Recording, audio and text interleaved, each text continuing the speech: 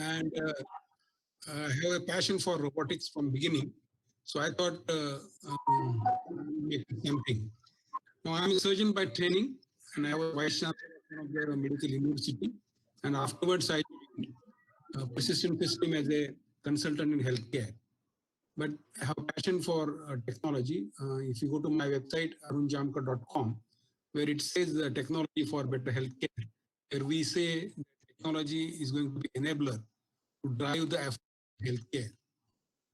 Now, with a sensibilization by Mangesh about various sectors, I think robots are coming in big way. And as we know, when it's a mass manufacturing, then it's obviously there. I was in the US and now I think iRobo, that's a Roomba, which is vacuum cleaning, is available very cheap.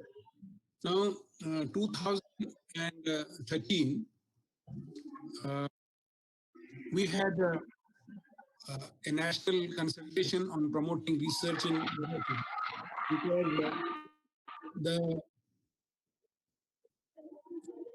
T1C Institute Technologies was over. And as a vice chancellor, we had a meeting of let's say industry, universities, and then we had this rich discussion. And surprisingly, Mangesh was there, and Mangesh stays in my own Rohan Tapovan, and we didn't know. And this was the first time that this industry academia correlation was there. And then we did some positive steps for developing an Indian robo. Robots have come recently in past because of the safety nature that why don't you use some robots for corona epidemic because of the safety. And I think there are various robots available, but they are not obviously in India. But then it could be available in subsequent use because they can walk, they can go, and then the doctor can say watch, doctor can monitor remotely. So we have seen that almost 16 countries they're using for public safety, quarantine enforcement, disinfecting. So various components of healthcare administration as regards the corona or COVID infection in pandemic is concerned is used.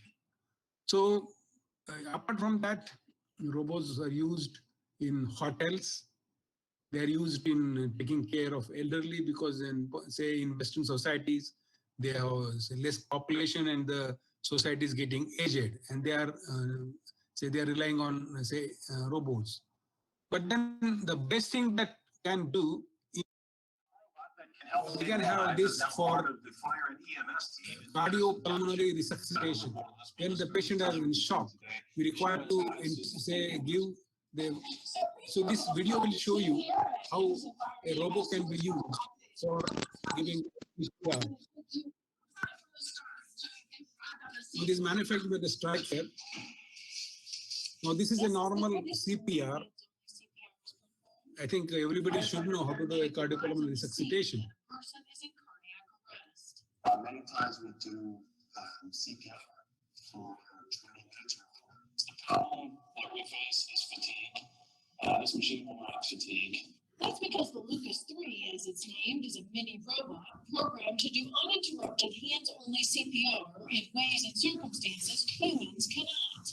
We will deploy the device. Once we have it secure, we can in and out of rooms, up and downstairs, over to our pad. We'll provide continuous compressions throughout the transport to the hospital.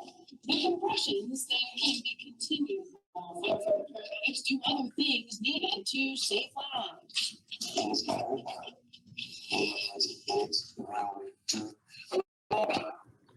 Now, these robots for CPR are flown through, say, drones at a site. And when usually in Western societies, everybody is trained, but then I think there are some simple instructions. Now, I work on a project called iDoctor, where we are creating a drug dispensing ATM, which dispenses on the symptom-based algorithm. But now, similar basis, we could create a robo of an eye doctor where the doctor can talk with the patient and the delivery of the drug could be done through a robo. Now, there are tremendous what you call it as fascination about robots as well as of artificial intelligence system. Now, this is a movie by Steven Spielberg in 2001, where he's talking of a robotic boy, and then how he is just like humanoid, but then he can't have emotions.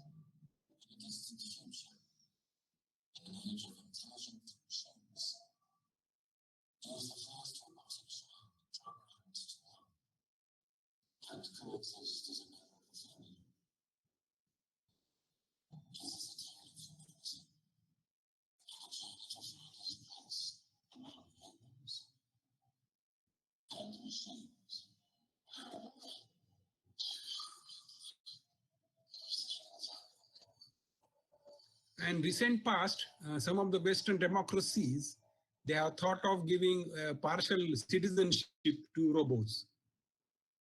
Now, Mangesh given in details, I'm going to just restrict myself to healthcare. So we have surgical robots, we have rehabilitation robots, then we have non-invasive radio surgery robots because any place where there is radiation, you can have robots there, and pharmacy robots. But I'm going to restrict myself to only to healthcare robots. And because these are the say congregation of engineers, and so these are the company profiles. Now, the leader is obviously Intuitive, who manufacture Devancy robots. Then there's Bluebell, Think, Hansen, Mako, Renshaw, Mazer, and in recent part there is what's called Medtronics. These are the various companies which are coming. Now, the small operations could be done by a robot called, say, this is a envelope, it's a scrub nurse. Now, why I'm trying to tell this is instead for India to say pay attention to big robots, we can just start doing small things. Now let us say now this is a say robotic scrub nurse where it's an AI system, it's programmed to find out what are the further steps of the operation and which equipments are required. And then you extend the hand by gesture, the scrub nurse, which is robots, gives you instrument. Now my consideration was we can think of doing some small things. Now the patient is in shock. You can have say maybe in remote areas or the rural areas. We could have a remote, say robotic arm, which we can say give say injections or maybe IV fluids because people die because of loss of fluid. And therefore, what is required is no high-grade technology. You require some ultrasonic sensor to identify a vein, and require a small movement where the cannula can be inserted. I think we need to think of these robots. Now these have a lot of applications. Now even in hospitals, while we try to give an IV to a baby, it is sometimes impossible to just get the vein. So we can have ultrasound probe to identify the venous site, and then it can help the pediatrician. Sometimes in myocardial infarct, when the patient is in shock and we want to do a cardiac catheterization, it's done to a vein in the thigh called a femoral vein, and it is collapsed. So these robotic arms could help you to just cannulate the vein. Now, basically the whole challenge was accepted. Now robots, let us start from beginning. That robots are maybe humanoid, but they are the machine. This is not a machine, but it's an information system with arms. That's all. And then the whole attention of world was driven to a transatlantic robotic surgery. Now, once you have a robot, and then robotic surgery is done by sitting next to the theater. The moment there's a distance between two, this distance could be extended.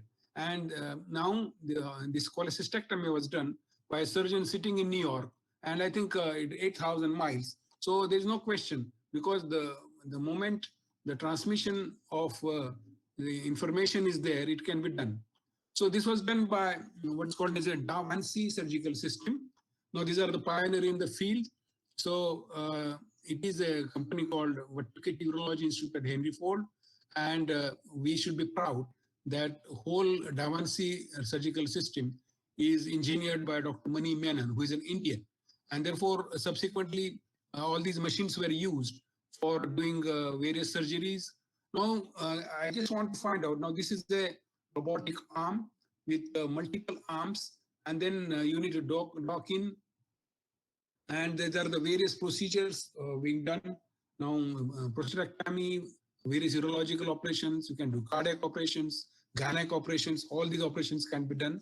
So before giving some robotic information, because these are the what is called as modular arms, because the D1C initially had a single arm and it become very heavy. Now the Medtronics and even D1C has come with this modular arm so that it becomes more mobile. So let me first explain, because all these minimum invasive surgeries are done. And I hope, being engineer, you may not be knowing what is a laparoscopic surgery or what is a minimum invasive surgery. So in a minimum invasive surgery, what we do is we put a needle in the abdomen and then inject carbon dioxide, and therefore the abdomen inflates. And then we put a trocar, and through which we put a telescope, and then the surgeon can see on the monitor, and he's seeing here. And then we put multiple trocars through which we put a lot of instruments, and these instruments are there, and therefore you are able to operate looking at the monitor. And because that whole surgery, which would have been require a big incision of maybe 6-8 inch, is converted into 3 or 4 small 10 mm one hole and 3 or 4 5 mm holes. As a result, there is a dramatic recovery, because surgery, the morbidity of surgery is on dissection inside the body, and therefore there is less dissection. So wherever, actually you can classify the surgery has surgery proper and access for the surgery. So therefore, suppose you want to do, say, appendicectomy, going to appendix is an access. Whereas surgery proper is just a small thing, just going down there and just removing appendix and ligating 2 vessels. So it's a very small. So everywhere this laparoscopic surgery or minimum surgery is indicated. So this is how it's a modular thing. And now, what are the basic advantage of a robotic surgery? Is first thing, it is 3D. Second thing, you are sitting in a console away from the operation theater, and then like you are playing a computer game, you are operating the equipments which are introduced inside. So what happens is, now this is vision. There are the multiple say modular arms which are introduced inside, and then you are looking at the 3D vision. You require a 3D goggles so that there's a depth there. So this is the basic advantage, that while you are doing the laparoscopic surgery, you have 2 vision, whereas the 3D vision is you are seeing the depth. And therefore, what happens is, then you are able to do everything. You have to dock inside and then just operate. So as a net result, there's a least dissection. You go fast there, and the morbidity is less. Obviously, it's costly. I'm just trying to show you one of the operations done by one of my colleague, Dr. Himesh Gandhi, who is a chief robotic surgeon in Ruby Hall. I just downloaded from YouTube. So you can see he's just sitting outside, and this is a prostatectomy being done. So there are multiple arms. Now, the basic advantage of a robo is it has 360-degree movement. The movement of hand is amplified. As an result, you can see the sutures he is taking is so fast, is faster than actual sutures. And therefore, this is very possible. In addition, all these arms are available with energy sources. Now, this is a harmonic scalpel where he's cutting the prostate, and there's a catheter.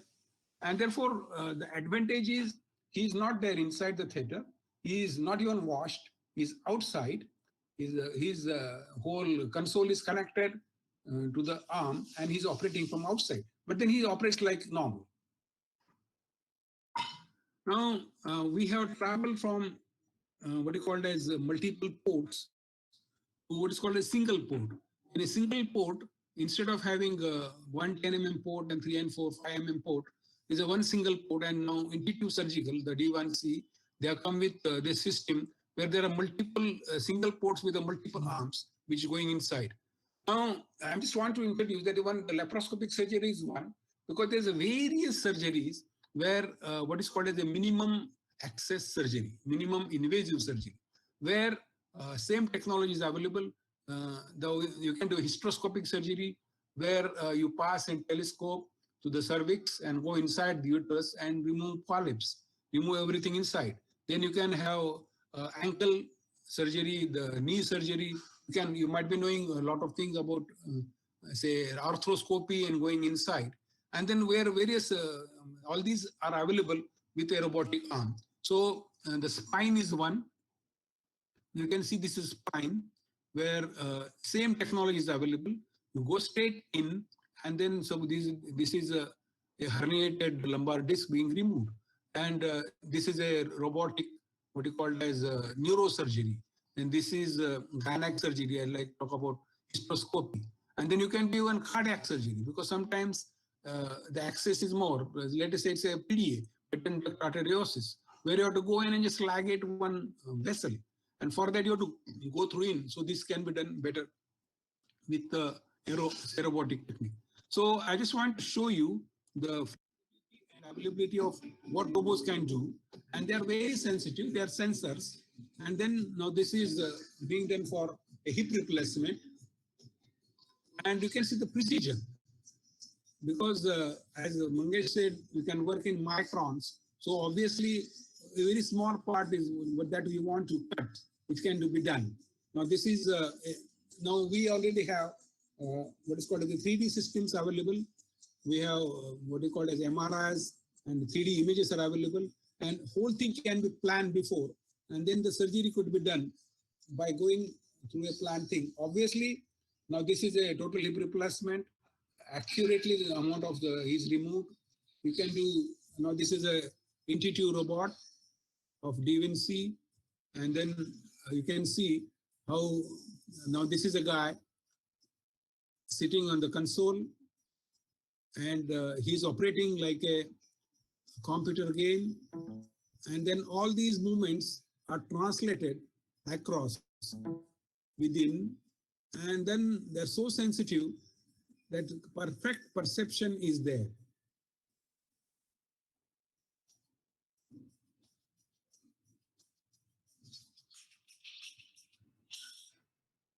Now let me introduce, so various systems, those are available. Now, as I said, the Medtronics is coming in big way.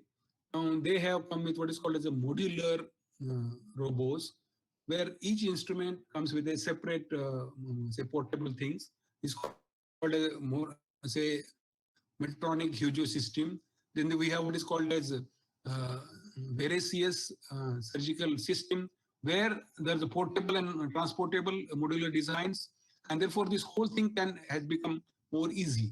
Then we have what's called as a Transgenix Sinhan surgical system, where there is a laparoscopic instruments and endoscopic manipulation can be done, and it's very useful for approximation, ligation, and then this system is used for gynec surgery, colorectal surgery.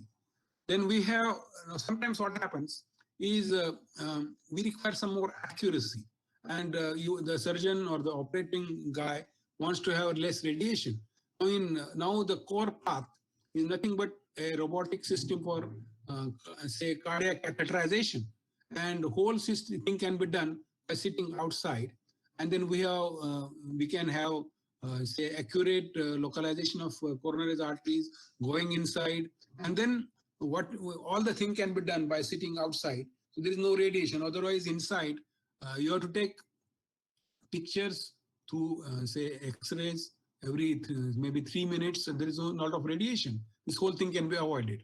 Then we have now we can do all these procedures. I'm just going to show you, and more equipments which are trying to do. This is a robotic assisted bronchoscopy. Now the bronchus is what is called as a Schwarz and Nelica, where you breathe, and then after the bronchus goes inside and leads to the lungs. And sometimes what happens, all these branches and rebranches of the lung, say bronchus, they are so small that you can't go and manipulate. and this is, this is said, physically impossible to go into small bronchioles. Now, the robotics can have a smaller size bronchoscopes, which can go directly inside and maybe can go to an area of a bronchiole, which is humanly impossible, and then take biopsy and do everything available. Then we have, now recently, I just said that monotonous operations, which people get bored, can be done by robots. And we have what's called as ARTAS, hair transplant system, because you have to transplant one hair by hair, one by one. And therefore, this is a system where you have to just give, teach, and then it can implant hair. Then we have various orthopedic robotic system. This is called as a MACOS orthopedic robotic system for partial knee, total knee applications. Now, if you see a total knee replacement, it requires so much precision, and you have to exactly remove the shaft of the, say, head of the tibia, down, femur, and then you have to have that whole thing inside, which requires a precision. And then we have various orthopedic systems available by Stryker, which is for the total hip, total knee replacement. And then nowadays, I think even the dental implants are coming in a big way, and it requires so precise, because the upper implant, while you put, it requires, it's just millimeter away from the sinus. And therefore, we have dental robots available. Then we have, say, same ROSA system for total knee arthroplasty. Then we have a pre-cathalasis, which is called as a eye surgery. Because in eye also, suppose you want to go inside, it has to be very precision making, because it's all micro level. So retinal surgery can be done, and then all those surgical precisions required can be done with this robotic system. And we have again other company of Smith Nephew from total knee arthroplasty. Then, as I said, we have a heart catheterization robot for cardiac catheterization, doing everything in cath lab, which can be connected with a robot. Then we have, say, robotic, what's called a support system, where all those the precise operations can be done. Then we have something called as fundoscopy. So here, there's a combination of robo and AI system. So it's a fundoscope, and it has the robo can go there, and then you can look in the dilated pupil and say see inside.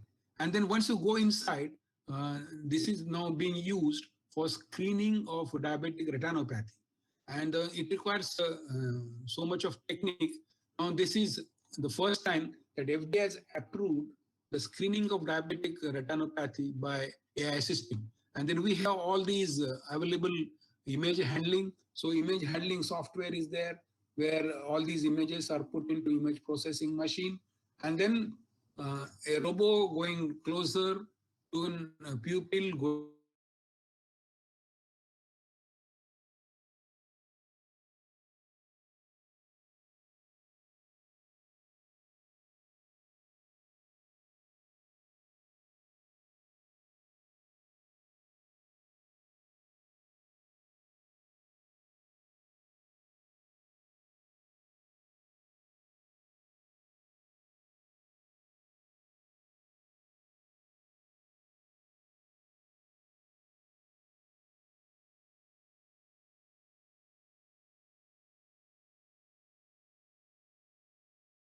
application controls, plans, and imaging technologies to increase procedure predictability and patient benefit.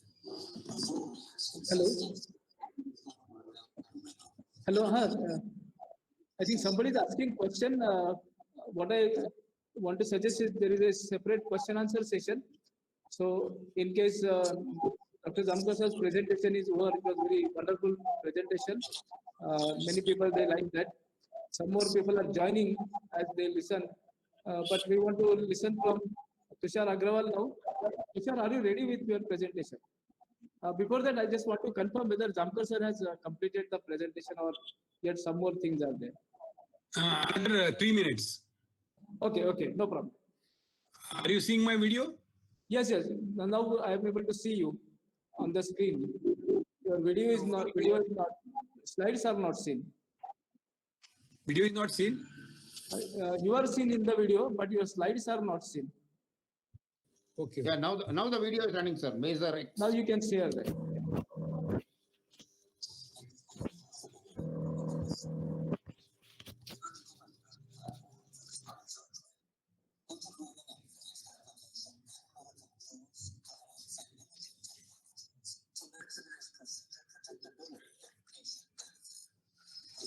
Earlier, all videos were seen, na?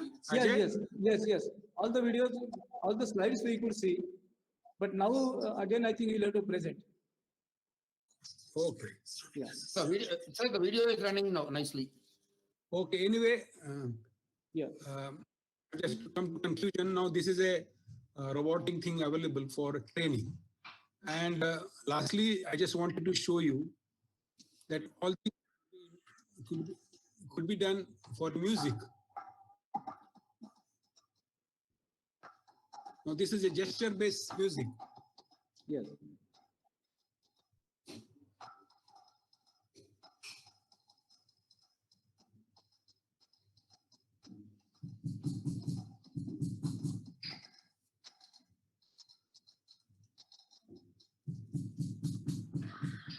Thank you. Thank you, sir. Thank you, sir, for a very exciting presentation. It was very interesting and important to our panel discussion today. I request Tushar Agrawal to come up with his presentation. Hello.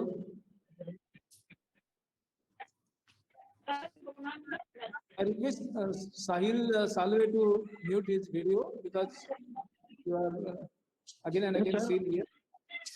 No, you just mute your video. You are seen here. Yes, sir.